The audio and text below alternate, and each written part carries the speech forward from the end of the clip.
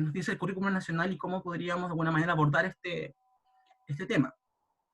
Entonces, ustedes ya deben saber que en todos los países ya han salido publicaciones en la prensa en torno a este tema, ya creo que ningún país está ajeno a esto, ¿cierto? Y cada uno de los países puede presentar sus propias problemáticas y a su vez buscando sus propias soluciones para poder abordar este virus y evitar, ¿cierto?, los contagios que vayan en aumento, ¿cierto? Y incluso han aparecido incluso titulares que han sido un poco alarmantes en cuanto a simbolizar un poco la culpa de quién es el responsable de este nuevo virus, ¿ya? Pero la idea acá es que se puede generar una crítica a posteriori de lo que estamos viendo. Primero, yo creo que lo más sencillo de aclarar es saber si es que los virus son seres vivos o no, porque he visto que en muchas publicaciones o muchas noticias, en los noticieros, en las entrevistas que han hecho, a veces no utilizan muy bien el concepto de virus, sino que hablan que como si fuese un ser vivo, si fuera otra cosa, siendo que ya hay una definición propia de lo que es un virus, pero para antes de hablar de lo que es un virus, yo voy a abordar un poco de qué es lo que es considerado como un ser vivo, ¿ya? Y Brook, un biólogo conocido, hizo un listado general de cuáles son las características que hacen que un organismo o una estructura o un objeto o una entidad sea considerado vivo. Y para ello dice que todos los seres vivos deben ser estructuras altamente organizadas, tanto unicelular o pluricelular, ¿verdad? Que presentan un cierto grado de complejidad. No quiero decir de compartimentalización porque las bacterias son procariontes, son más sencillas, pero están organizadas de tal manera que lo hacen ser viables y son seres vivos. Muestran alguna forma de metabolismo, ¿cierto? O sea, de realizar algunas actividades, ¿cierto? Y de relación en torno al ambiente que le va a permitir su subsistencia. Tienen la capacidad de autorregularse, mantienen una relativa constancia en la composición que hay tanto del medio interno como el medio externo, ¿cierto? En un fenómeno denominado homeostasis. Yo creo que acá la mayoría de los profesores de ciencias que estamos en esta sesión saben lo que es la homeostasis. Pueden perpetuarse y poseen una reproducción, y ahí en paréntesis pongo autónoma, hago referencia al potencial que tiene a esta entidad a reproducirse por sí sola, ¿ya? O que tenga este potencial de serlo, teniendo o no una maquinaria metabólica. Y aparte, bien en general, una célula o un organismo pluricelular crece, se divide y puede formar nuevas células, y que estas a su vez incluso pueden diferenciarse si hablamos de organismos más complejos, como en el caso de nosotros los vertebrados, ¿verdad? Y pueden percibir y responder y adaptarse a señales químicas en su medio ambiente, y eso está configurado, ¿cierto?, a lo que respecta a la sensibilidad, la irritación y la relación entre el medio externo con el individuo propiamente tal. Y estas características en general es lo que definiría a un ser vivo que quiera hacerse llamado como ser vivo. Entonces, a partir de esto, podemos decir entonces qué vendría siendo un virus. Desde que se hicieron estudios desde aproximadamente 2 o 3 siglos atrás, hasta el día de hoy sigue siendo un tema de controversia y discusión para poder clasificar o describir a lo que es un virus. Y por lo menos yo tomo a Brook también, un biólogo, microbiólogo bien conocido, y que él puede abordar el virus bajo dos definiciones según el modelo científico o el área científica en la cual estamos hablando. Por un lado está la genética, y para los genetistas dicen que los virus son considerados vivos porque tienen ácido nucleico, y que para ellos es la molécula más importante de la vida. Entonces, para ellos, algo que contenga ácido nucleico ya debería ser considerado vivo. Por otro lado, están los fisiólogos, en la fisiología, que dicen que los seres vivos no son considerados vivos porque no tienen un metabolismo propio y no pueden multiplicarse por sí solos, ¿ya? Esta disputa que existe entre definir bien lo que es un virus hasta el día de hoy sigue siendo un tema controversial. Yo creo que la mayoría de acá está un tanto claro de cómo podemos definir un virus, ¿ya? Voy a citar a otros dos autores, sobre todo Harper, que él habla de manera muy resumida que un virus es un agente que va a causar enfermedades infecciosas, ¿ya? Bien. Hoy se Y, parece el Diego. chicos, por favor, en silenciar. Y está Anna Shores, que dice que ella define a los virus como paquetes moleculares, cuyos envoltorios deben ser suficientemente pequeños como para caber dentro de una célula, y que aparte provocan infección, y además su material genético está contenida en varias moléculas de proteínas. Más adelante, cuando veamos el coronavirus en sí, vamos a ver esta asociación, y que aparte estos virus van a ocupar un extraño lugar entre lo vivo y lo inerte. Entonces, de momento, podríamos decir que los virus son paquetes moleculares y que pueden provocar una infección, ¿ya? Para no abordar tanto si es que es o no considerado un ser vivo, o si tengo una mirada genetista o de la de un fisiólogo. Y ahora sí podemos hablar, irnos de lleno a lo que es el coronavirus, SARS-CoV-2 y la COVID, propiamente tal. Y voy a comenzar con la taxonomía, que voy a ser bien sintético, que al igual que muchas cosas que existen en la naturaleza, pueden ser considerados seres vivos o incluso materia inerte, pasa a un cierto grado de clasificación para que nosotros podamos describir y poder ordenar todo este panorama cierto naturalista que existe y poder otorgarle ciertas características a cada una de ellas. Y en el caso de los virus, existe el Comité Internacional de Taxonomía de Virus, quien es la entidad encargada de darle crédito, ¿cierto?, a un autor si descubrió una especie, describir la especie y otorgarle un nombre a esa especie para que de alguna manera sea reconocido por esta entidad. Y en relación a ello, se menciona que los coronavirus son un virus que se caracteriza por presentar proyecciones o peplómeros de proteínas en la superficie, que lo que se ve acá en forma circular, es más oscuras hacia afuera, y que, al menos para este comité, hacen que esta estructura denominada peplómeros se asemeje a una corona solar, ¿ya? Y esto por lo menos es lo que aparece definido por este comité, que el nombre recibe el nombre de coronavirus porque se asemeja a una corona solar, no así una corona de un rey. Pero, posteriormente, y ya en la actualidad, muchos científicos han utilizado el concepto de coronavirus para hacer referencia a la forma, ¿cierto?, que presenta desde una vista superficial, ¿cierto?, o panorámica de una corona en torno a los que son los pleplómeros, bien digo, hacer esta similitud con la corona, ¿ok? Pero en estricto rigor y por definición sería por la similitud de una corona solar. Dentro de este grupo de coronavirus existe la denominada familia Coronaviridae, ¿ya? Y que por lo general presenta una estructura, ¿cierto?, lipídica, esférica, y que presenta proyecciones de proteínas de diversos tipos en este grupo, y vamos a encontrar las proteínas de tipo M, E y S, que dentro de la familia son las que más se van a perpetuar o van a estar presentes, sobre todo la M y la S, y que van a ser un característico de este grupo, de esta familia, ¿ya? Aquí se puede hacer una micrografía en aumento, en donde se observa ya en detalle y un modelo de cómo sería esta proteína, y que a partir de esto y de estudios genéticos se pudo hacer de forma bioinformática el modelamiento de esta proteína, y que ha causado muchos problemas en la actualidad. En torno a la familia Coronaviridae, también se pueden clasificar de una manera un poco más informal, pero aún así sigue siendo aceptado por esta identidad, que los coronavirus se pueden dividir en coronavirus, que por lo general son viriones de forma esférica, que es el más conocido, y de hecho el grupo de las coronaviridae recibe el nombre por este tipo de coronavirus, que es esférico. Están los torovirus, que su forma es pleomórfica o en forma de riñón, y los bafinivirus, que presentan una forma basiliforme, y que, como todo grupo de coronavirus, presenta ciertos estos peplómeros o proteínas en la superficie.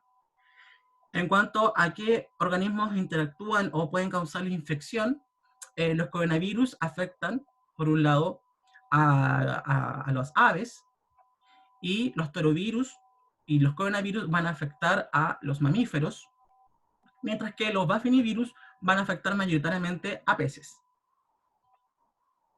En cuanto a la estructura del coronavirus en general, yo aquí me refiero a cómo sería la estructura de un virus de esta familia en general, no específicamente el SARS-CoV-2, sino que en general el virus del coronavirus va a presentar una envoltura lipídica que procede de la célula a la cual este parasitó anteriormente, y que le va a adquirir cierta protección y resguardo del material genético que está contenido dentro de ella, y en su superficie se van a proyectar proteínas víricas propias de esta familia y de este virus, y donde vamos a encontrar las proteínas M, que son las responsables de dar la curvatura y esta forma esférica al virus, el genoma helicoidal, aparece aquí, que es ARN positivo. ¿Y qué quiere decir que sea ARN positivo?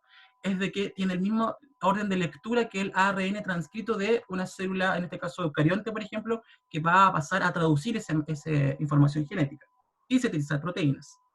Y que va a estar asociado, adosada a esta fosfoproteína, y que en su conjunto va a conformar la denominada nucleocápside.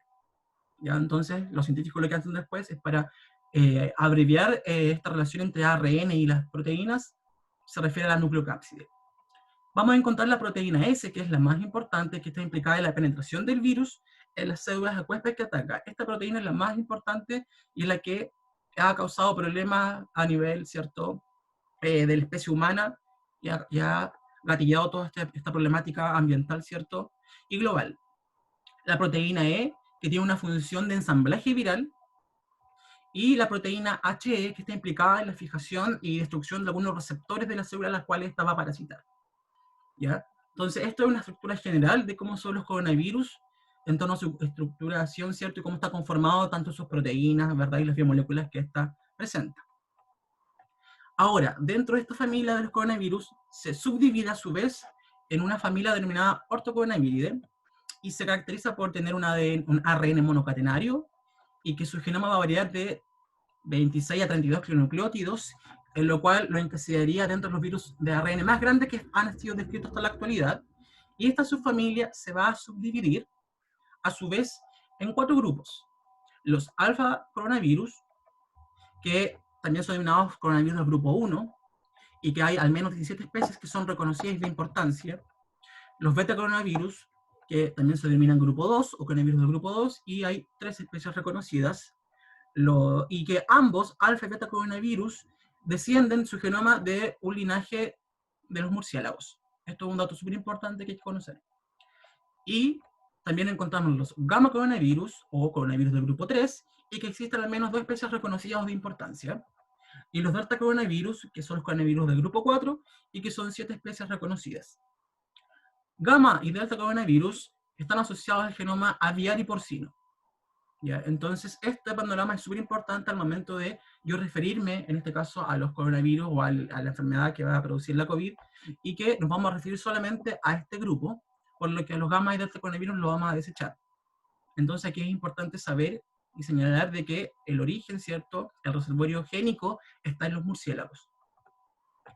Y es la teoría propuesta por Wu y colaboradores en torno a los coronavirus, es de que existió un ancestro de los coronavirus y que habría transmitido, ¿cierto?, dentro de la historia, a una línea, ¿cierto?, de murciélagos y que habría infectado a organismos o animales que podrían estar estrechamente relacionados con nosotros y que aquí es donde ya presenten, ¿cierto?, los coronavirus del grupo A, B, C y D de los beta coronavirus. Y que, por otro lado, por ejemplo, aquí también sigue una línea distinta que, por lo general, atacan a animales domésticos.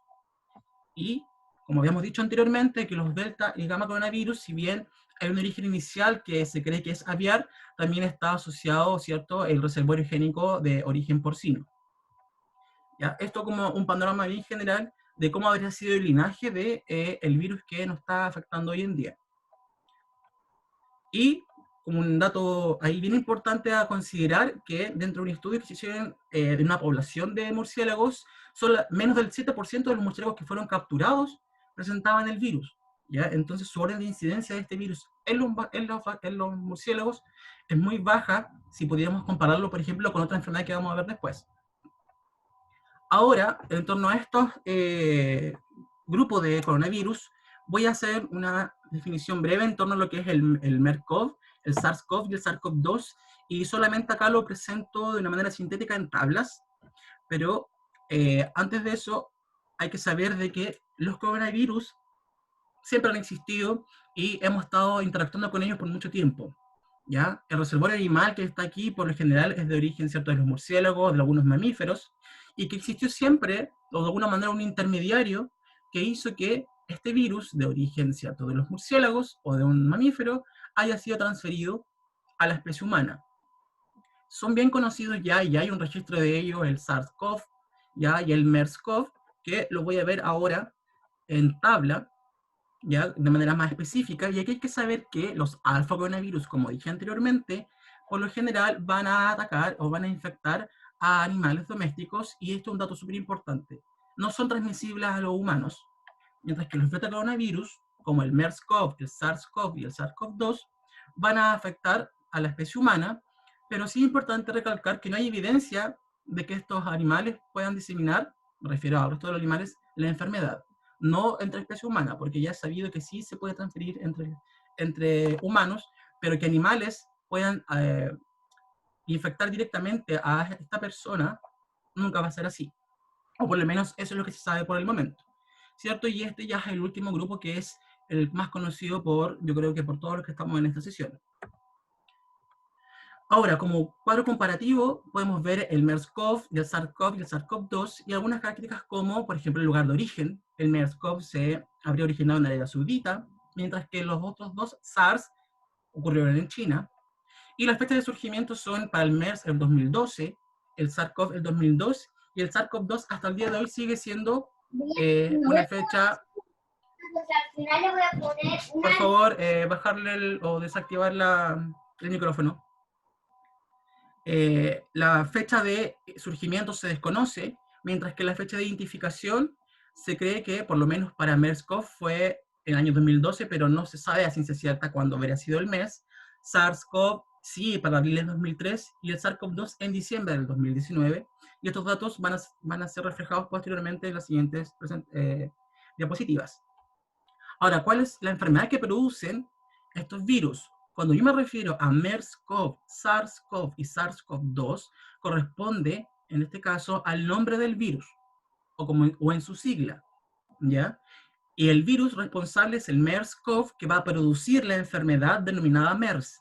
Entonces, ya es importante aclarar que MERS-CoV y MERS son conceptos distintos, al mismo que SARS-CoV-2 o COVID. En este caso, el virus va a ser SARS-CoV y que van a producir una enfermedad, un síndrome agudo respiratorio, y que va a depender, por ejemplo, en este caso, es una enfermedad que provocada por un coronavirus que fue descrita, ¿cierto?, en 2019 y va a recibir el nombre de enfermedad COVID-19, ¿ya? Entonces, la COVID-19 corresponde al nombre de la enfermedad, mientras que SARS-CoV-2 es el nombre del virus que provoca esa enfermedad.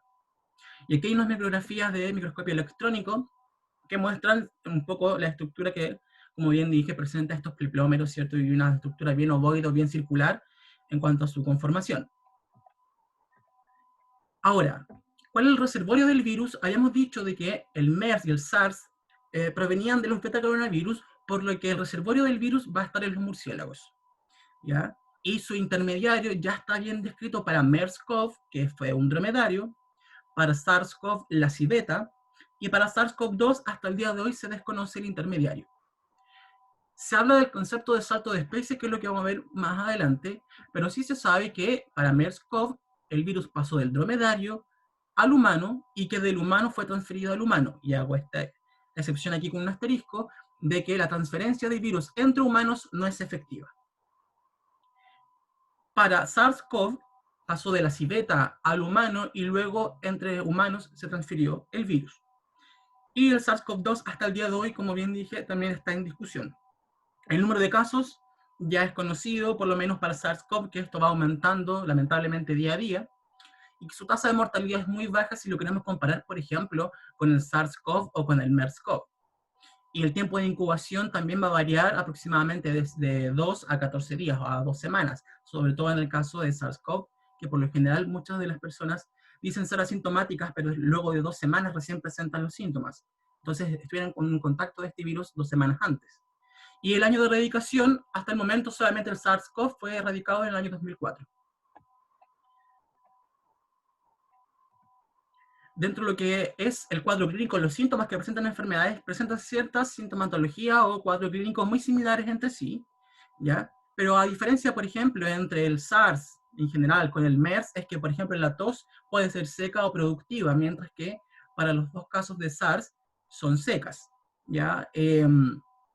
La artralgia o dolor articular, por ejemplo, es muy poco común para MERS, pero sí para SARS y para COVID de momento no han sido confirmados, ¿ya? Existe una sintomatología bien acotada en cuanto es la COVID, porque como es una enfermedad, ¿cierto? Y está haciendo un estudio en proceso, actualmente no podemos decir cuál es el listado, por así decirlo, oficial de la sintomatología que puede presentar, porque más adelante voy a presentar información de algunos otros datitos en cuanto a los síntomas que presenta una persona que presenta el SARS-CoV-2. Ahora, el SARS-CoV-2 fue llamado inicialmente como 2019 nCoV, ¿cierto? Como coronavirus nuevo del año 2019, y posteriormente pasó a ser llamado SARS-CoV-2, ¿cierto? Que deriva del inglés, ¿cierto? Como coronavirus 2 relacionado al síndrome respiratorio agudo grave, ¿ya? Por así decirlo, es una variante del SARS-CoV que estaba anteriormente. Y más adelante podemos observar esta variante. Y dentro de lo que es de la familia, ¿cierto? Está dentro del grupo de los betacoronavirus, ¿verdad? Y está esta subespecie. Micrografía, ¿cierto? De cómo es ahora el SARS-CoV-2 específicamente, ¿cierto? De importancia actual. Ahora, ¿cómo es la estructura del virión del SARS-CoV-2?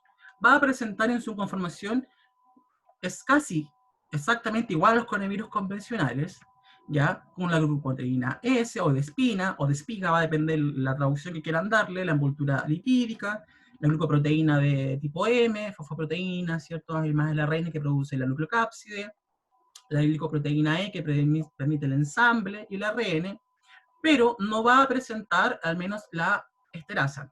De alguna manera degradaba algunos subreceptores de algunas células. Eso por lo menos es un dato que es bien fácil de diferenciar con los otros tipos de coronavirus, ¿ya? Y en cuanto a la replicación viral o cómo es el mecanismo de acción que tiene este virus, voy a intentar hacerlo bien genérico. Yo creo que aquí la mayoría que ha tenido ciencia, o si es que o no profesor de biología, o de plano es biólogo, va a saber un poco de lo que es el ciclo lítico y lisogénico de los virus.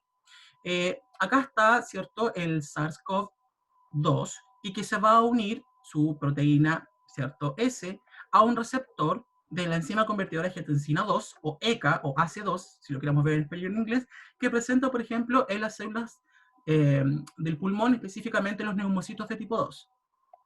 Y que al interactuar, ¿cierto?, esta proteína con este otro receptor, va a permitir, por un lado, la endocitosis, la capsulación de este virus, ¿cierto? Y una vez que está adentro, va a liberar el genoma de este virus, y como habíamos dicho que es un ARN monocatenario de sentido positivo, ¿qué quiere decir? De que está listo para ser traducido, la célula lo va a considerar como propia. ¿Qué va a pasar? Va a ir hacia un ribosoma, que está presente en esta célula, y va a sintetizar proteínas y enzimas encargadas del mecanismo de replicación y transcripción viral. ¿Qué va a pasar entonces? ¿Cierto? Se va a producir estas proteínas como la replicasa y también una proteólisis, una ruptura de una proteína para generar sus unidades, que por un lado va a formar el complejo de replicación y transcripción. ¿Qué quiere decir? Que a partir de esto se va a producir ARN viral en sentido negativo, o sea, para que pueda ser transcrito muchas veces y a su vez replicarse muchas veces, y por otro lado va a permitir, ¿cierto?, la traducción de este ARN que fue sintetizado para poder producir las proteínas del virus, ¿ya? Entonces se denomina el ARN subgenómico procedente, ¿cierto?, de este complejo que hubo acá, para poder originar este ARN negativo, y que se va a poder, por un lado, replicar, como aparece aquí, y también se va a traducir, ¿ya? Entonces, una vez que se traduce, estas proteínas van a migrar, ¿cierto? O van a pasar a lo que es el sistema endomembranoso a continuación del núcleo, en el que está, o en el citoplasma, y que es el retículo endoplasmático, y que todas estas proteínas van a estar ubicados en la superficie de esta membrana. Y va a formarse, ¿cierto?, por ya el sistema endomembranoso que lleva hacia la exocitosis, estos paquetes que van a contener superficialmente estas proteínas, y a su vez este genoma, ¿cierto?, se va a agregar, ¿cierto?, el ADN y las proteínas provenientes de la nucleocápside para formar el material genético, ¿cierto?, completo con la protección de estas proteínas, y va a encapsular este material genético, y a su vez va a obtener la membrana de la célula en la cual está parasitando, y le va a encapsular, por lo que va a haber una membrana externa, que es la que va a liberar al virus, y la membrana interna, que es donde estaban los receptores, ¿ya? Y posterior a ello va a liberarse este virus por exocitosis. Ahora, ¿cuánto es el potencial viral que tiene este virus? Se cree que es de 10.000 a 100.000 copias, ¿ya? El tiempo y la duración que realiza el virus para poder replicarse y llevar a cabo este mecanismo de acción va a variar, pero según autores puede durar de 2 semanas hasta 3 semanas, o incluso un mes, pero va a depender del organismo de cada uno, ¿ya? Esto a grandes rasgos de cómo sería el mecanismo de replicación viral. Y yo creo que es conocido por la mayoría de ustedes. Ahora, ¿qué implicancias tiene el virus en la salud? ¿ya? El receptor de la enzima convertidora de angiotensina 2 actúa como un regulador en la secreción de la insulina y la tasa de ajuste glomerular, y que esto conlleva lo que es la presión arterial. ¿Qué está asociado aquí? Dos comorbilidades, que es la diabetes y la hipertensión. Si recordamos un poco de fisiología renal, sabemos que la angiotensina de tipo 2 es un vasoconstrictor y que en presencia de este receptor va a permitir, bien digo, que se rompa esta angiotensina y pueda formar la angiotensina 1,7 de vasoconstrictor, va a pasar a ser un vasodilatador. Y por sí va a causar tanto la angiotensina 2 como la angiotensina 1,1-7 diferentes efectos a nivel fisiológico, ¿cierto?, del cuerpo. Si lo queremos ver en el panorama hacia una persona que es diabética o una persona común y corriente, ¿qué ocurre en su páncreas? Cuando se reduce, cuando se ve reducido esta angiotensina, porque se va a reducir la enzima convertidora de angiotensina 2 por la presencia del virus, ya que el virus al encapsular, o sea, el virus al ingresar a las células, van a unirse al receptor, por lo que el número de receptores en la membrana de esta célula va a disminuir. Y eso va a afectar seriamente a la actividad, ¿cierto?, fisiológica en general del cuerpo. Entonces, ¿qué pasa cuando se reduce esta cantidad de la enzima convertidora de angiotensina 2? Va a aumentar la formación de especies reactivas de oxígeno, que es muy peligroso a nivel celular, ¿cierto? Va a aumentar la inflamación, va a disminuir la presión de la sangre, porque como no va a existir esta enzima que va a poder romper, ¿cierto?, esta estructura, esta molécula, bien digo, de pasar a ser vasoconstrictor a vasodilatador, va a seguir siendo un vasoconstrictor, el flujo de la sangre va a disminuir, va a aumentar la apoptosis y va a disminuir la proliferación de células del islote. Y es por eso, sobre todo en este punto, que presenta una importancia clínica, en este caso, en personas que son diabéticas. Pero en una circunstancia normal, cuando está levemente incrementado, cuando existe, hay menor formación de las especies reactivas de oxígeno, hay menor inflamación, hay un óptimo flujo de sangre, disminuye la apoptosis y hay una mayor proliferación de células del islote. ¿Ya? Entonces, de alguna manera, es súper importante esta enzima para nosotros. Por otro lado, cuando es reducido por dándole la responsabilidad del virus, también va a aumentar la formación de las especies reactivas de oxígeno, pero a su vez va a producir inflamación, hipertrofia y un aumento de la presión glomerular. Y eso se va a desencadenar en que todo el sistema cardiovascular en sí se vea afectado en la redistribución de sangre, ¿cierto? Y en la actividad natural y normal del cuerpo, ¿ya? Y aquí, cuando es potencialmente mejorado, cuando existe de manera normal esta enzima, va a actuar de una manera en condiciones normales como en cualquier sujeto que no presenta estas dos eh, comorbilidades. Aparecieron estos gráficos a principios de enero en cuanto a cuál sería el orden de incidencia en el grupo etario de este virus y a qué enfermedades podrían estar más vulnerables a esta enfermedad.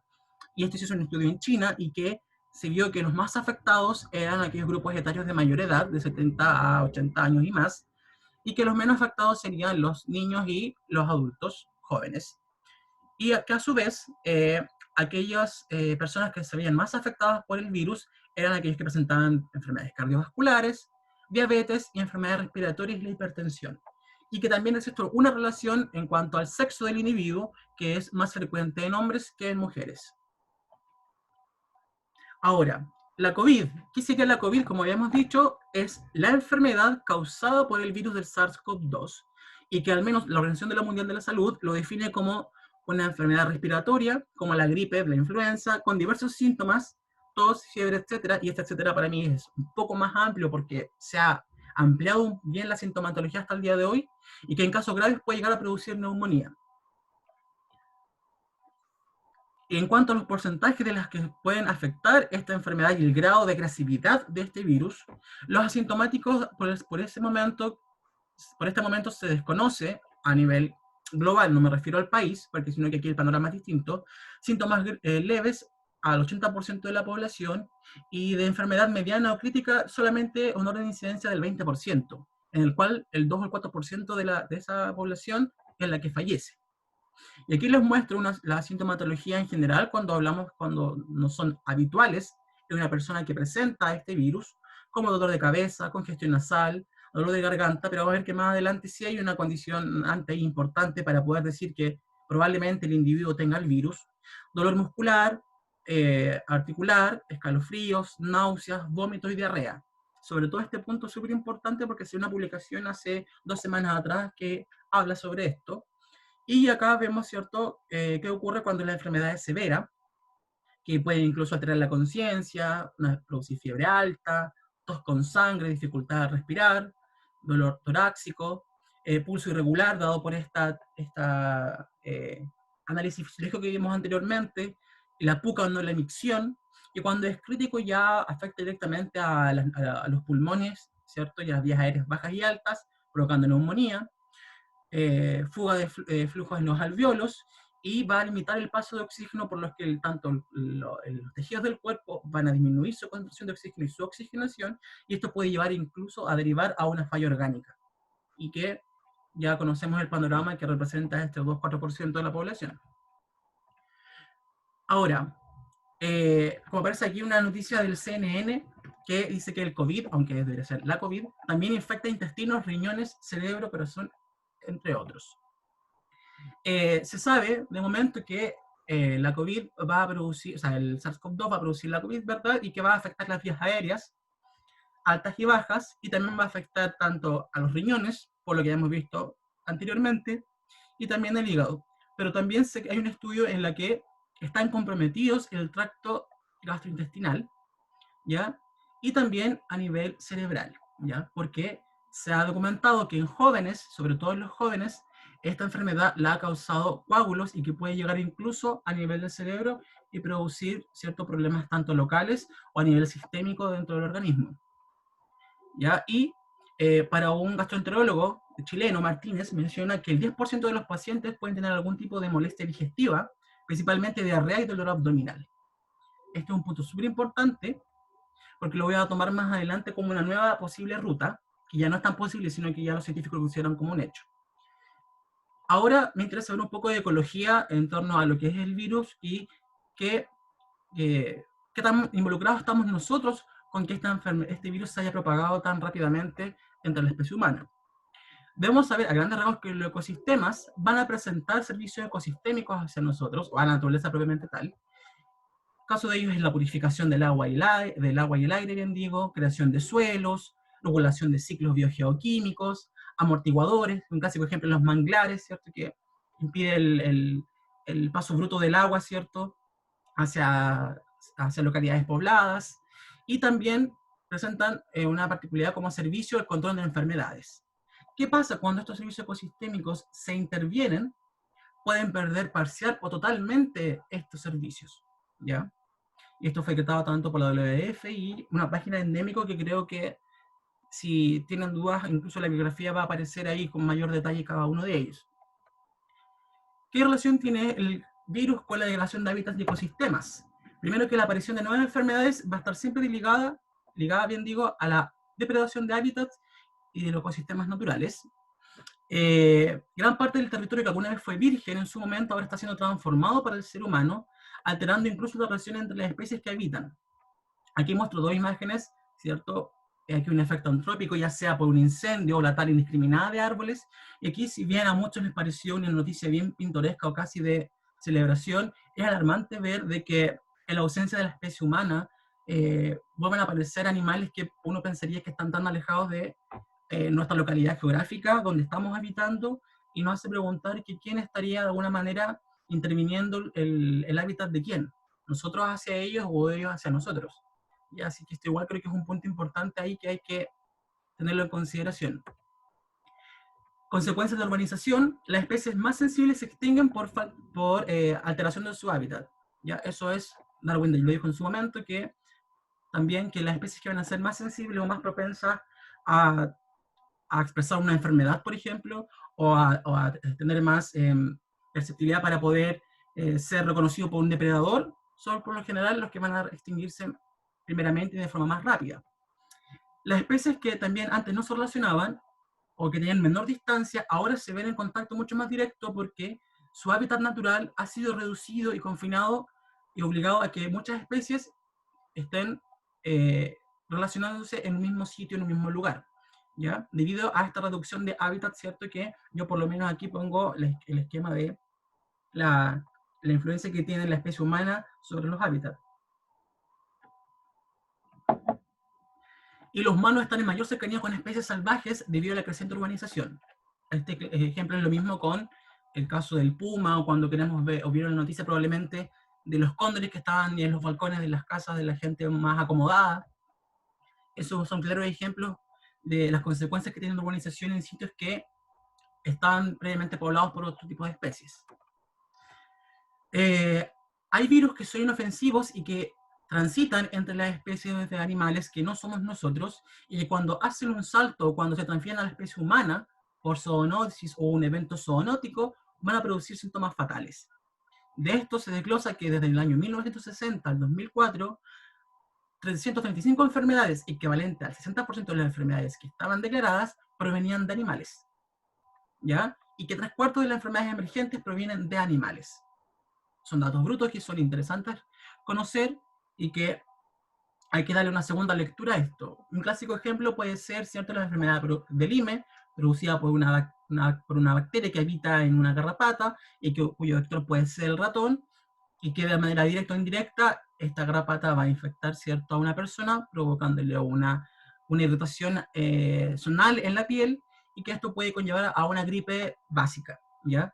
Pero como ustedes ven acá, es una garrapata que no debería por qué estar afectando a nosotros, pero debido a esta urbanización y la reducción de hábitats naturales, algunos animales se ven obligados a migrar y pueden provocarnos este tipo de enfermedades. Hay que comprender también que esta amenaza siempre ha existido, ¿ya? Siempre, habiendo otros animales, está esta probabilidad de que nos vamos a enfermar provocado por alguna enfermedad que acarrea estos animales que coexisten con nosotros, y que esto también como dice aquí, ha cambiado la forma que nos relacionamos con ellas, ¿cierto? Siendo nosotros mismos los que nos hemos vuelto más vulnerables. Clásico ejemplo ahora, el SARS-CoV-2, ¿ya? Y también como un punto importante y como piedra angular probablemente de todo lo que ocurrió, el tráfico de animales también es un caldo de cultivo para la transmisión de patógenos entre las especies. Ya aquí vemos el ejemplo de las serpientes o eh, del pangolín. Y aquí hay una noticia que también me parece importante señalar acá, que muchas veces hay que tener cuidado con la información y cómo nosotros recibimos esta información, y es que ocurrió en Perú que a partir de la pandemia mundial hubo una reacción de un grupo de personas que eran campesinos y que quisieron quemar a 200 murciélagos, ¿cierto? En el Perú por miedo, ¿cierto?, a esta enfermedad, ya que probablemente solamente hicieron un mosaico de informaciones o falsas noticias que también pudo haber ocurrido, y que pensaron, ok, esto es un murciélago, entonces el murciélago tiene el coronavirus, y quisieron matar a estos. Sí, menos mal no los quemaron, pero en una realidad, si que hubiera ocurrido, también hubiera afectado a nivel ecosistémico, porque deberíamos recordar que los murciélagos también tienen un rol ecosistémico muy importante de controlar, como controladores de plagas y como polinizadores. Y eso es súper importante a nivel ecológico. En cuanto al origen del virus y lo que viene a continuación, hay que entender, ¿cierto?, primero cuál sería la ruta o el punto inicial donde habría ocurrido esta propagación del virus. E inicialmente estaban como candidatos Tailandia y China, ¿ya? Específicamente en Bangkok, en Tailandia, y Wuhan, en China, y que el 9 de noviembre, a través de estudios bioestadísticos, se hizo una regresión en el tiempo para poder indicar en qué momento habría ocurrido este contacto entre el virus, entre la especie humana, entre humanos. Se cree que fue el 9 de noviembre, ¿ya? Y que la primera generación ocurrió en esta fecha con un intervalo de error aproximadamente entre el 25 de noviembre hasta el 19 de diciembre, que ya el mes de diciembre es donde se hacen los primeros reportes. Estaba la disputa si es que el lugar el epicentro donde habría ocurrido esta transmisión, ¿cierto?, habría sido en Wuhan o en Bangkok, y que sería debido al motivo de la amplia afluencia comercial que existe entre estas dos localidades, eh, tanto como país por sí solo o como la relación entre estos países, y que se crea al final, en relación a la amplia influencia comercial, a Wuhan como el epicentro de esta pandemia, ¿cierto? Y donde estaría el antepasado del SARS-CoV-2. Ese palabrita de antepasado es súper importante también que lo tengamos en cuenta, porque ahí nos referimos a un antepasado del SARS-CoV-2. ¿Ya? Ahora sabemos que China específicamente en Wuhan, en un mercado mayorista de mariscos, y hay que saber que en Wuhan los habitantes que contiene son 11 millones de habitantes, ¿ya? O sea, una gran cantidad de población, y que, como habíamos dicho, hay una gran influencia comercial. Entonces, no es menor pensar de que las probabilidades de contagio de una enfermedad o de verse afectado por algo en una localidad tan poblada, que a su vez es pequeña en relación a China, pero es tan poblada para nosotros, por ejemplo, es importante considerar de cómo se propagó tan rápido este virus. Los primeros casos en Wuhan fueron reportados en las autoridades de Wuhan el 12 al 29 de diciembre, y fue recién el 31 de diciembre cuando estos casos, que fueron los más graves, fueron reportados a la OMS. Y el 31 de enero, la OMS declara como emergencia mundial sanitaria, ¿cierto?, esta enfermedad causada por el coronavirus. Ahora, habían salido también un paper en el año 2007 que de alguna manera advertía, que dice que en el sur de China, justamente donde está, por ejemplo, Wuhan, podía haber un brote epidémico de síndrome respiratorio severo por coronavirus, SARS, o proveniente del SARS, debido al cautiverio y consumo de animales silvestres, ¿ya? También hay que considerar también, y aquí hago un llamado también, más que nada como una crítica a que hay que igual ponerle atención y ojo a los científicos del mundo y de cada uno de nuestros países, y tomar una valorización importante al rol que cumplen ellos, y en todas sus áreas, no solamente lo que respecta a la salud, a ecólogos, a microbiólogos, a antropólogos y a todos los especialistas que puedan existir, porque siempre van a tener algo que decir. En esta imagen muestra una secuencia de parte del mercado de Huanan específicamente, donde encontramos, ¿cierto?, el comercio de algunos animales en condiciones bien preocupantes y alarmantes, y un listado enorme de animales que, según la calidad de ellos, la procedencia y qué tan reciente es la, la carne, si nos referimos a tipos de carnes, es más fresca o no, presenta una gran aquí afluencia dentro de lo que es Wuhan, porque el comercio que más existe en esa región es por el comercio en estos mercados que existen en esa localidad. Y en torno a eso hay que saber que está el mercado mayorista de mariscos, bien digo, en el sur de China, y se habla del concepto de mercados mojados de Huanan. Y esto tiene dos interpretaciones. Una es de que se dice que son mojados porque los alimentos están presentados para el consumo en hielos, y que durante todo el día pasan a derretirse y que llegan a mojar los suelos, ¿cierto? Y que de alguna manera también son fuentes importantes de transmisión de algunas enfermedades, y que no existe un real cuidado e higiene de ese local, ¿cierto? Que aparte hubo tiempo pasado, y hay un comercio ilegal de 112 especies de animales sin control sanitario, de las cuales 32 especies aproximadamente se vendían vivas y frescas y con nulas condiciones de higiene, ¿ya? E incluso llegan a salir noticias con titulares tan aquí icónicos como "así de repugnante es el mercado donde se había originado el coronavirus", ¿ya? Y también incluso haciendo un alcance a la extravagancia que tienen en algunas dietas y cómo ellos pueden alimentarse de animales que quizás para nuestra cultura o para nuestra mirada no tendrían un aporte nutricional o no debería ser considerado como consumo, ¿ya? Eso en torno a un poco lo que es el origen y los estudios que se hicieron bien breve en cuanto al origen y cómo se había propagado este virus de manera tan rápida, influenciada netamente por el mercadeo que existe y el número de habitantes. Otra definición que es importante conocer, y que creo que es uno de los más importantes que hasta el día de hoy sigue en discusión y que no nos ha permitido llenar esa tablita que vimos anteriormente, es de que existe la denominada zoonosis, que por definición es una enfermedad que se va a manifestar en la población humana producto de un patógeno que comúnmente estaba presente en animales domésticos o silvestres y pasó a ser transferido a la especie humana, ¿ya? Ahora, cuando esta enfermedad es transmitida, se habla de zoonosis a la especie humana, y cuando solamente circula en estos animales salvajes o domésticos, se denomina enzoonosis. Ahora, la zoonosis hay que considerar ciertos aspectos que yo los dividí en cuatro. Primero, ¿qué tipo de patógeno es el que va a transmitir la enfermedad? Que puede ser un virus, pueden ser bacterias, pueden ser protistas, incluso pluricelulares pero invertebrados, ¿ya? Que son parásitos propiamente tal, y que van a producir una enfermedad. La transmisión, que puede ser por un vector, como un ratón, o pueden ser los alimentos, como aquí está ejemplificado en el queso, ¿ya? Que puede provocar enfermedades transmitidas por alimentos. Por otro lado, la transmisibilidad, que puede ser continua o puede ser interrumpida en el sentido de que, por ejemplo, el virus del Zika se transmite de un mosquito a otro, o que el mosquito va a infectar probablemente a esta otra persona que es sana, sin que esta persona haya tenido un contacto directo con ella, y que va a poder transmitirse también el virus, o también entre personas a través de fluidos, ¿ya? Entonces va también a depender del grado de transmisibilidad, que es únicamente por el vector, en este caso por el insecto, es el único responsable de la propagación, o también puede ser entre humanos. Y también la localidad, si hablamos si es que una enfermedad, ¿cierto? O una zoonosis endémica o puntual en un lugar geográfico determinado, o puede llegar a ser pandémico como lo que ocurrió con el SARS-CoV-2.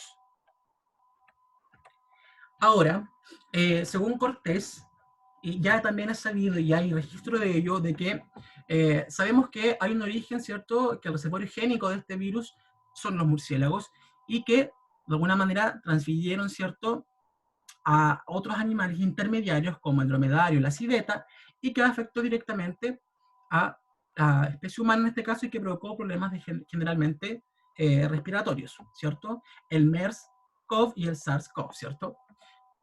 Disculpen. Y también existen otros candidatos posibles que intentan explicar de alguna manera cuáles serían los responsables o el responsable del nuevo virus que está afectando al planeta. Pero hay que considerar que tanto los candidatos que están aquí sí o sí son intermediarios de un reservorio génico de los murciélagos, por lo que ya hayamos hablado previamente.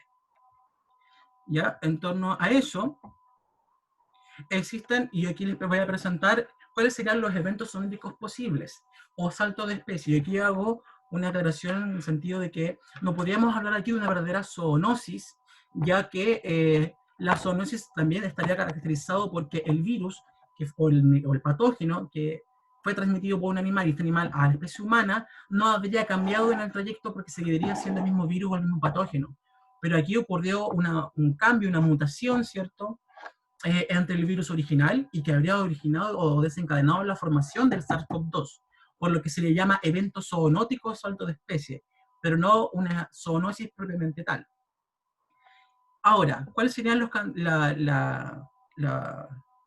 las propuestas que existen hasta el día de hoy? Es de que un murciélago, especialmente del género Rhinolopus, tendría el virus, ¿cierto?, del SARS-CoV-2, y que se habría propagado entre los murciélagos, y que esta persona tomó contacto con este murciélago, y que posteriormente esta persona lo haya transmitido a otras personas, ¿ya? Y que la evidencia que habría en esta transferencia directa del murciélago con la especie humana es de que hay una gran similitud génica entre el SARS-CoV-2, que está presente en la especie humana, con el virus, ¿cierto?, de los murciélagos, ¿ya? Y aquí también se reafirma que hay un origen, sí o sí, a partir de los murciélagos. Pero aquí hay un gran pero, es de que no hay casos documentados de transmisión directa entre murciélagos hacia la especie humana, ¿ya? Por lo que sugiere que hay un intermediario probablemente estuvo involucrado en esta transferencia entre el murciélago y la especie humana, y esto fue propuesto por Andersen y colaboradores.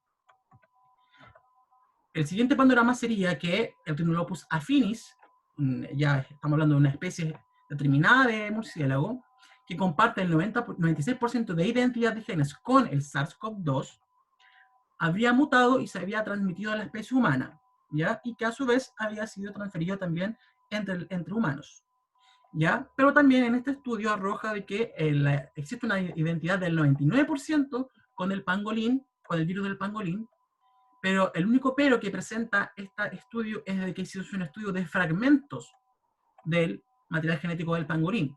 Porque si hubiese sido el mismo material genético, la cantidad de material genético o el genoma completo del virus, probablemente se habría dejado como candidato al pangolín, ya que la identidad es mucho mayor en el virus del pangolín que el del murciélago, ¿ya? Pero al hacer un estudio ya en particular de este pangolín, solamente existe un 90% de identidad del virus del pangolín con el SARS-CoV-2, por lo que de alguna manera se descartó o se descarta a este intermediario como el responsable de la transmisión del virus, ¿ya? Como aparece ahí. Ahora, otro panorama es de que a partir de un murciélago habría mutado y se había transferido nuevamente al pangolín, ¿cierto? Y esto fue transmitido a la especie humana propiamente tal. Ya no hablamos de que el murciélago directamente se lo transfirió a la persona, sino que el intermediario sería el pangolín, ¿ya? Y que se cree que el paciente cero habría tomado contacto con este espécimen infectado, pero también este estudio de Andersen y de Lam también arroja otros candidatos que sería el urono o la civeta, ¿ya? Pero por identidad genómica entre los virus se dejó al pangolín como el intermediario más probable, ¿ya? ¿Y por qué? Porque existen aminoácidos claves para la unión al receptor de la proteína S que están altamente conservados entre el virus del SARS-CoV-2 con el del pangolín. Entonces, al ver esta similitud en algunos aminoácidos responsables del receptor de la proteína S, ahí ellos dicen de que, chuta, entonces probablemente el candidato mejor ahí planteado para poder ser el responsable de todo esto sería el pangolín. Otra hipótesis que se plantea es de que el reservorio inicial están los murciélagos, habría mutado en dos tipos de especies de reptiles, específicamente el Great pluribanda o la cobra china, ¿ya? Y que esta a su vez había sido transmitido a la especie humana. ¿Por qué? En el estudio que hizo G y colaboradores, compararon el genoma de 5 muestras del nuevo virus con 217 virus similares de muchos organismos, y de este estudio se concluye que hay una mayor similitud, ¿cierto?, genéticamente, entre el virus del murciélago con los que están presentes en las serpientes. Así que también está este candidato como probable también intermediario de la enfermedad. Otro evento zoonótico que también se cree es de que nuevamente está el murciélago y que habría mutado y se había transferido a probablemente a estas tres especies distintas de tortugas y que posteriormente había sido transmitido el virus a la especie humana. Si se dan cuenta, aquí está el reservorio del virus, propiamente tal, pero no SARS-CoV-2, sino que del virus, y que habría mutado y había adoptado esta forma de SARS-CoV-2 a partir de este intermediario. ¿Y cuál sería la evidencia que sustenta esta hipótesis? Es que existe una interacción entre aminoácidos de la proteína SRBD, que es la proteína de espina que está en el coronavirus, y con el receptor de enzima convertidora de angiotensina 2. Hay una gran similitud entre estas proteínas y el estudio del virus que existe en las tortugas, por lo que se dejaría entonces como a las tortugas como un posible intermediario que había transmitido este virus a la especie humana. Y creo que este es el último evento zoonótico que también existe esta hipótesis en que está el murciélago nuevamente y que habría mutado y se habría transferido tanto a la civeta o a la gallina doméstica y que esta a su vez había transmitido el virus a la especie humana.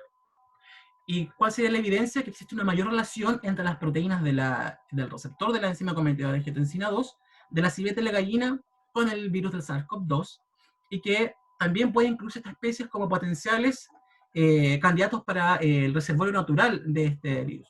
Pero estos fueron uno de los más principales porque ahí todavía se hablaba del 2019 en el COVID, ¿ya? Pero lo que se hizo una vez que fue declarada la pandemia y ya estuvo los primeros efectos negativos hacia la población mundial fue tomar a ejemplares de estos animales que se comercializaban en este mercado, bien digo, y se hizo análisis cierto genético para ver la similitud que puede existir en el virus y con la especie que están acá. ¿Ya? Eso como un dato importante. Ahora, ¿qué nos dice? ¿Qué pasa con el COVID a nivel mundial? Se hizo un análisis genético y filogenético de 160 genomas completos del virus y se cree que existen 3 variantes del SARS-CoV-2, ¿ya? Y que meramente el cambio es producido por sus aminoácidos en la conformación de este virus. Existe el coronavirus, ¿cierto? SARS-CoV-2 de tipo A. Voy a referir a coronavirus en vez de SARS-CoV-2 para reducir un poco el vocabulario, pero coronavirus de tipo A es el más cercano de los murciélagos y que a partir del coronavirus había mutado y había originado a este virus, ¿cierto? Y que era más cercano a los murciélagos pangolines. Es considerado como la raíz del brote o la raíz del problema donde se había originado, ¿cierto?, esta pandemia, y que existen dos subgrupos, uno en Wuhan y otro en América y Australia. Posteriormente, este virus habría mutado y habría formado al coronavirus de tipo B, ¿ya? Y que va a variar, ¿cierto?, del tipo A y que es el más común en Wuhan y que va a derivar, como bien digo, del tipo A y que muta rápidamente fuera de China. Ahora, este virus de tipo B nuevamente va a presentar este cambio, ¿cierto? El de aminoácidos, ¿cierto? Y que va a originar al coronavirus de tipo C, que es la última variante hasta el momento, que deriva del B y que presenta una mutación diferente a la parental, o sea, a la original, por lo que puedo decir que estos virus son distintos en conformación de sus aminoácidos y que fue ampliamente difundido en Europa desde Singapur. Eso es súper importante, el origen también de esta variante. Y en un mapita, para hacerlo bien sintético, es de que el origen del virus habría sido en China, ¿verdad? Y habrían derivado rápidamente hacia la parte este de Asia, ¿verdad? Y habría originado el virus de tipo 2, y que en Singapur habría mutado, ¿cierto? Este grupo B y habría formado a este virus de tipo C, y que comenzaron a migrar probablemente a otros lugares. También el coronavirus de tipo A o inicial se había propagado inicialmente hacia Australia, bien digo. Ahora, coronavirus de tipo A y C habría sido también expandido hacia Europa, hacia América del Norte, ¿verdad? Y luego hacia América del Sur. Aquí en Chile lo más probable es que llegó hoy con la virus de tipo C, ya que el primer caso documentado el 3 de marzo fue por un médico que venía de un viaje directo no directamente, pero venía de un viaje desde Singapur y que habría llevado, ¿cierto?, este virus como foco inicial de la infección a nivel de todo el país. Pero después ya sabemos que llegaron otros vuelos con otras personas que estaban infectadas. La transmisión. También esto es súper importante saber. Yo creo que es bien conocido para ustedes, ¿cierto?, cómo son las formas de transmisión de este virus, y que el primero es el contacto personal cercano, una persona infectada, que puede ser al toser o a estornudar directamente o no tan alejado, pero sí de manera indirecta hacia la persona que está sana, o al tocar objetos o superficies que están contaminadas y luego a continuación tocarnos las caras, ¿cierto?, las vías aéreas o las mucosas propiamente tal, y que podríamos así adquirir el virus. Los vectores pasivos, y también llamados fómites, que son todos aquellos objetos carentes de vida que son potenciales reservorios del virus que pueden ser transmitidos. Y el último estudio que se hizo también, último me refiero aproximadamente en marzo, en torno a la transmisión, el contacto con gotitas respiratorias, que va a variar según el tamaño de la gota y el alcance que puede llegar este. Inicialmente se decía que era de 1,5 metros, 3 metros, 8 metros, pero hay autores que indican que puede llegar hasta 15 metros según las condiciones ambientales. Ya, yo creo que por lo menos la transmisión en general es bien conocido por ustedes, o por la mayoría, ¿ya? Ahora, yo toco aquí nuevamente el tema de la infección o la afección que tiene el virus hacia la parte gastrointestinal con la transmisión, porque se hizo dos estudios. Aquí lo voy a simplificar. Se hizo un estudio hecho por Sul y colaboradores, en que solamente ocuparon el SARS-CoV-2, ¿ya? Proveniente del virus de un murciélago y de la especie humana, y por medios de cultivo se formaron organoides intestinales procedentes de células madres intestinales, ¿ya? Para hacer crecer y ver si que podía subsistir el virus y podía replicarse en él, ¿ya? Y se lee a estas organoides, que son reconstrucciones, ¿cierto?, a partir de células madre, en miniaturas de órganos, ¿cierto?, para poder comprobar algún fenómeno, alguna actividad y no afectar directamente a un animal. Y Lammers y colaboradores también hicieron una comparación similar, pero con el SARS-CoV original y con el SARS-CoV-2. Y para ambos estudios arrojó que al infectar una célula o una parte de este organoide, conforme pasó el tiempo, el tejido fue altamente contaminado, ¿cierto?, y afectado e infectado por este virus. Entonces, que no solamente podía sobrevivir el virus aquí, sino que también podía replicarse en este tejido. Y también, aquí se observa una micrografía de las microvellosidades, y lo que se ve aquí de manera superficial son los virus que ya estaban ahí poblando, ¿cierto?, ese sector. En este caso, en este organoide que se hizo in vitro.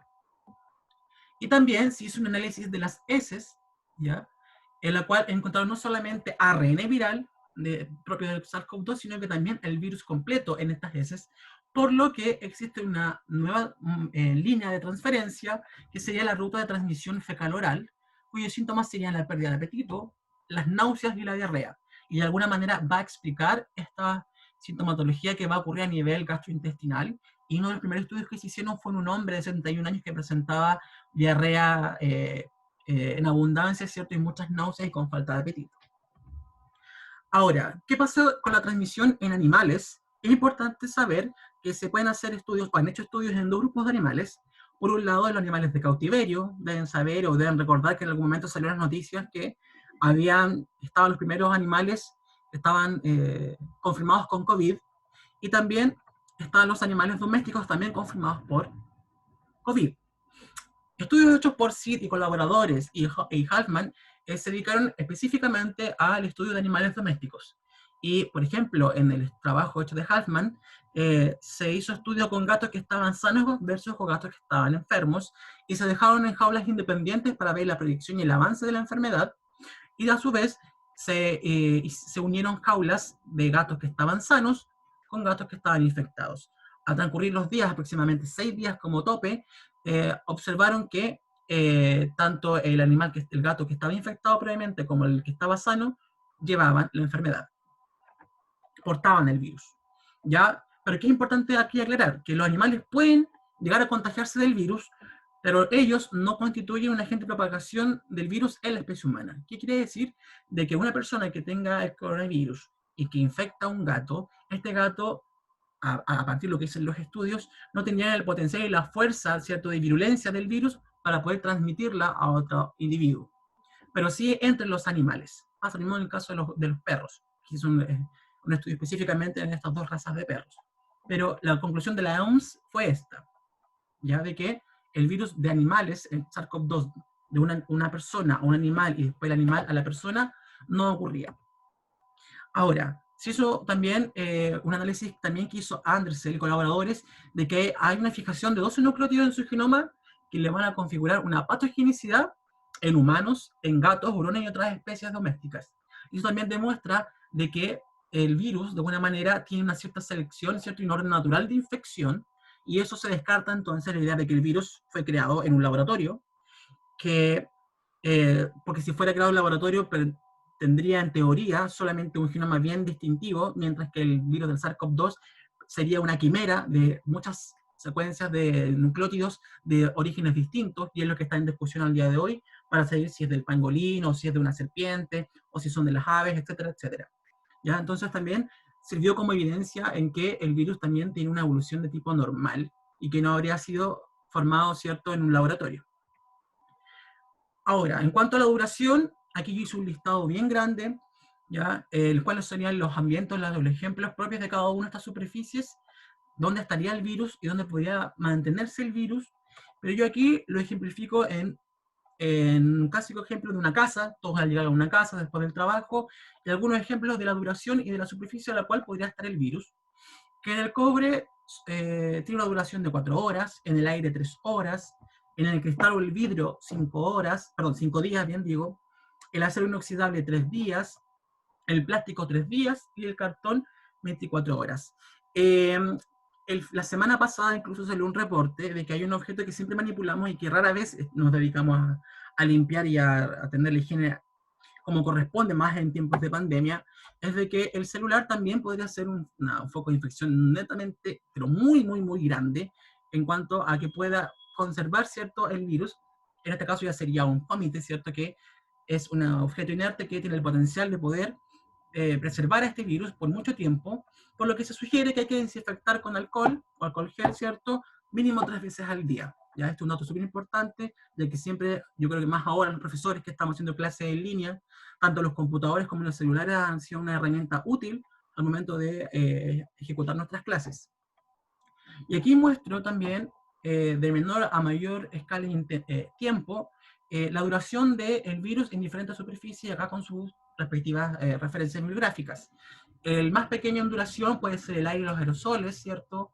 El aluminio, que incluso hay un estudio que dice que varía de 2 a 8 horas, mientras que no es otro estudio que dice que la persistencia del virus es de 5 días. Guantes quirúrgicos 8 horas, el acero 13 horas, el polipropileno 16 horas, el cartón, la ropa 24 horas, el plástico, el que tiene una gran duración de 2 a 6 días y un promedio de 4 días, aquí como consejo, que también lo comenté la semana pasada, o sea, la sesión pasada, es de que uno de todas las fuentes que pueda visitar, si uno puede extender el máximo de días, es mucho mejor o más probable que no nos veamos tan afectados por el virus, ya que hay estudios que dicen que, claro, puede durar 2 días, pero yo prefiero extenderlo a 6 días, en el sentido de para tener mayor resguardo y conciencia de los objetos que estamos manipulando y que son potenciales, ¿cierto?, reservorios para el virus. ¿Ok? Y también existe un pero en estos estudios, ¿ya? Aquí nuevamente está esta lista y que incluso el de mayor duración que se ha referenciado es que la capa externa de las máscaras quirúrgicas puede estar una semana en temperatura ambiente con una humedad del 60%.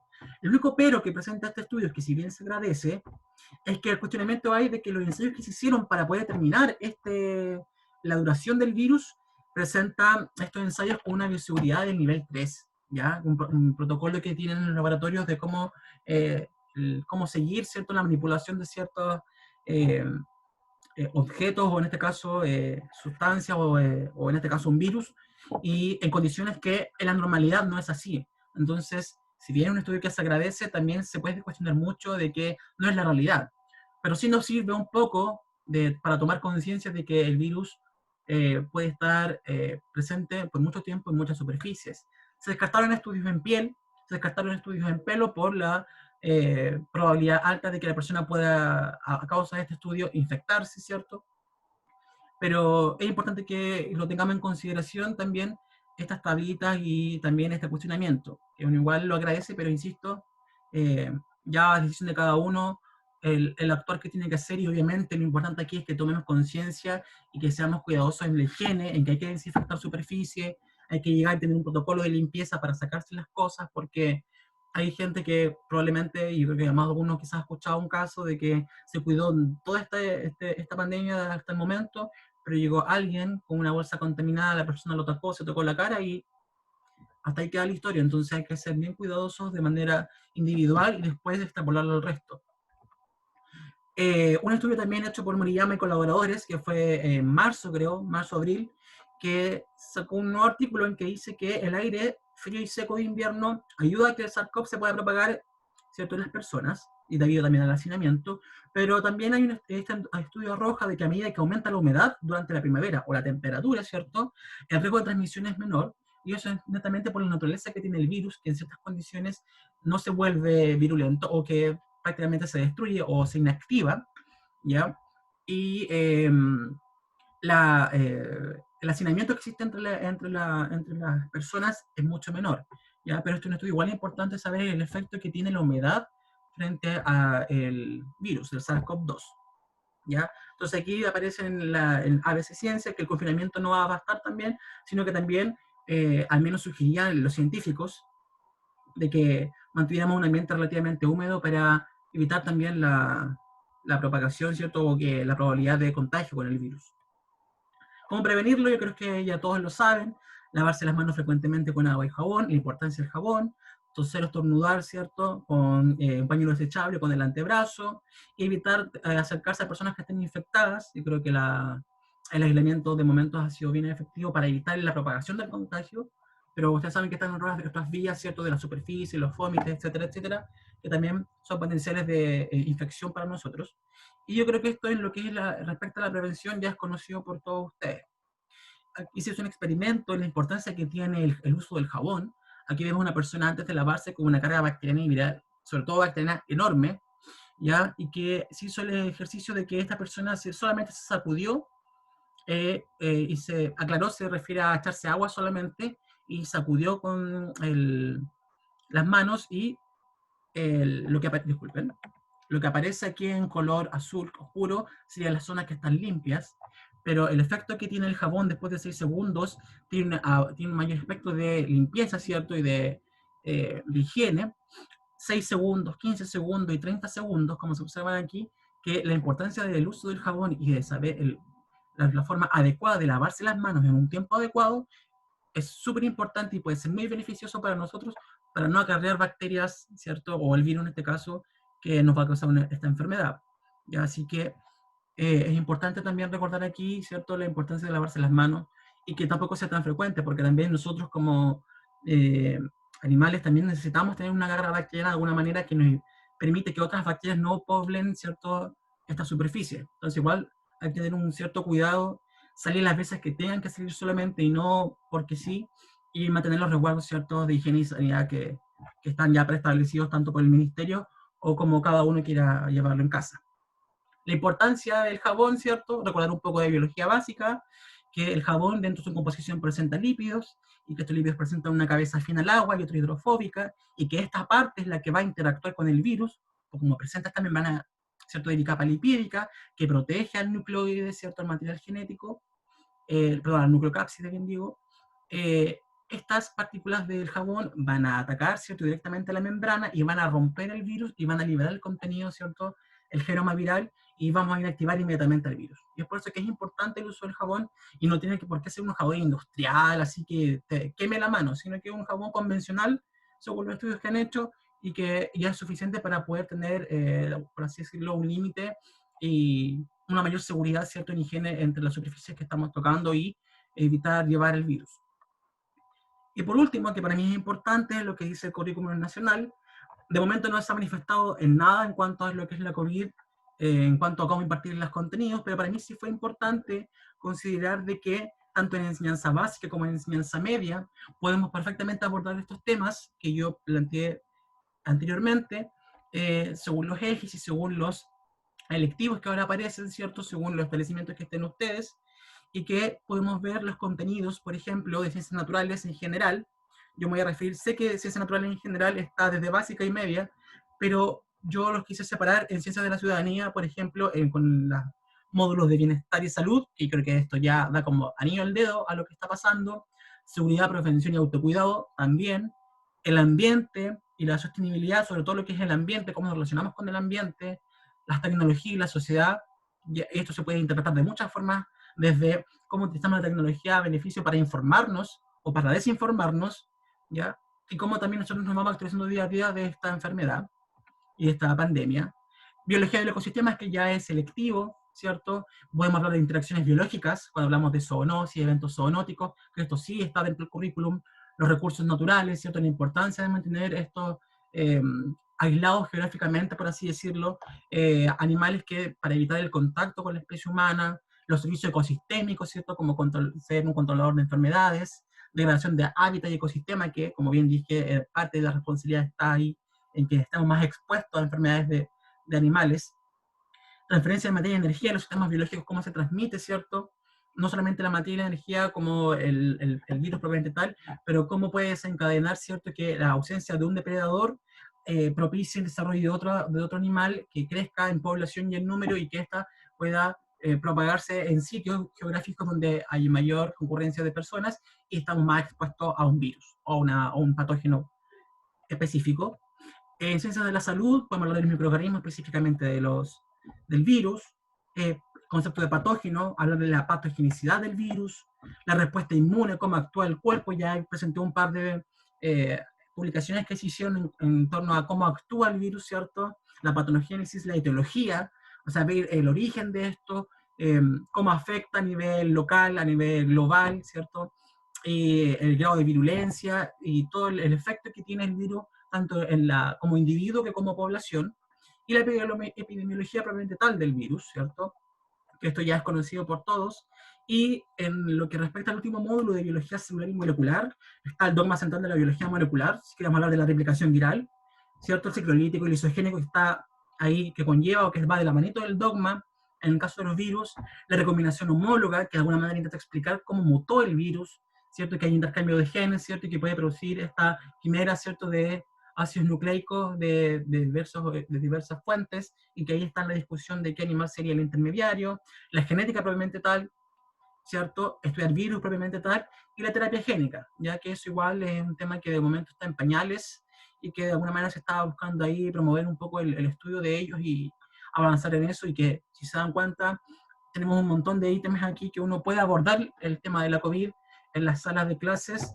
Incluso yo me atrevo a decir que podemos estar todo el año hablando de la COVID y viéndolo en estos cuatro, por ejemplo, áreas, y que en ciencias naturales a nivel básico se puede enseñar de la misma manera estos mismos ítems, pero de una manera más sencilla o conforme al grado, ¿cierto?, el nivel que se exige en la enseñanza básica o primero y segundo medio en torno a estos temas, porque yo al menos recuerdo, interacciones biológicas se ven en primero medio, ¿ya? El microorganismo se ven en básica, ¿cierto? Células se ven en básica. Entonces, es un tema bien conocido, yo creo que para los docentes que estamos en esta sesión, que ustedes lo puedan de alguna manera extrapolar a los cursos en los que ustedes están haciendo clases, ¿ya? Y eso ha sido mi presentación, espero que haya sido de su agrado y ahora voy a dar el tiempo de consultas, de formar aquí un diálogo en torno a lo que acabo de presentar.